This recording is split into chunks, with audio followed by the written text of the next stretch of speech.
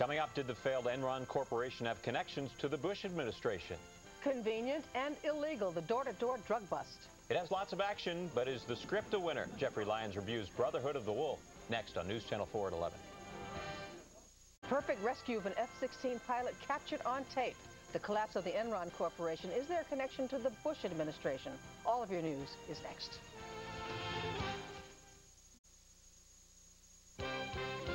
You're watching NBC4, the Tri-State News Channel. And now, Chuck Scarborough, Sue Simmons, Janice Huff, and Len Berman.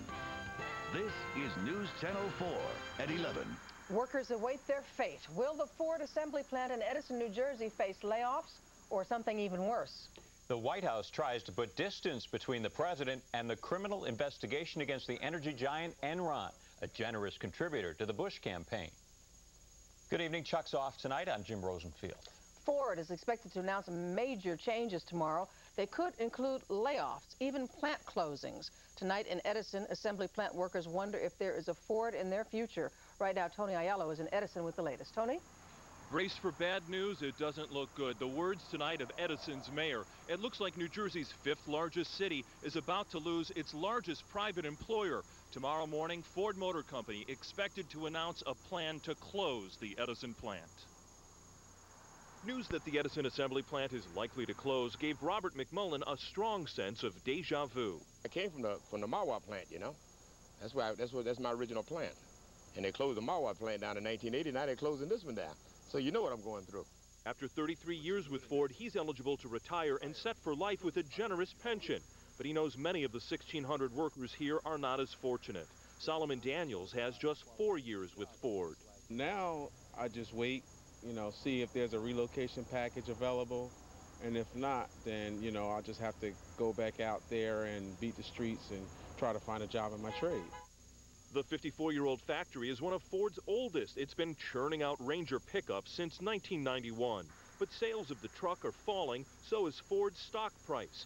The company is restructuring and looking to slash 20,000 jobs. Edison's mayor spent the day in Detroit urging Ford to reconsider closing the plant. We've got a long 70-year relationship with Ford, and actually it dates back to the days of Henry Ford and Thomas Edison. And I think that long tradition deserves to be respected. The plant's $85 million payroll has a massive impact on Edison's economy. As far as all the suppliers, all the trucking, everything that revolves to support Ford, that's going to affect everybody. The hope now is that an economic incentive plan being put together by New Jersey Governor James McGreevey could convince Ford to keep Edison Assembly open.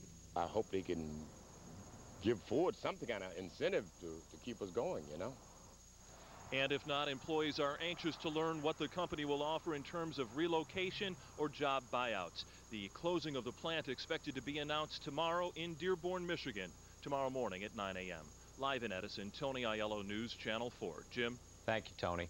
The Enron mess is getting bigger tonight. Criminal and congressional investigations are now underway, and now there's news of last-minute calls by Enron executives to White House officials before the bankruptcy filing. Also, possible conflicts of interest at the Justice Department. Jonathan Dienst has the latest.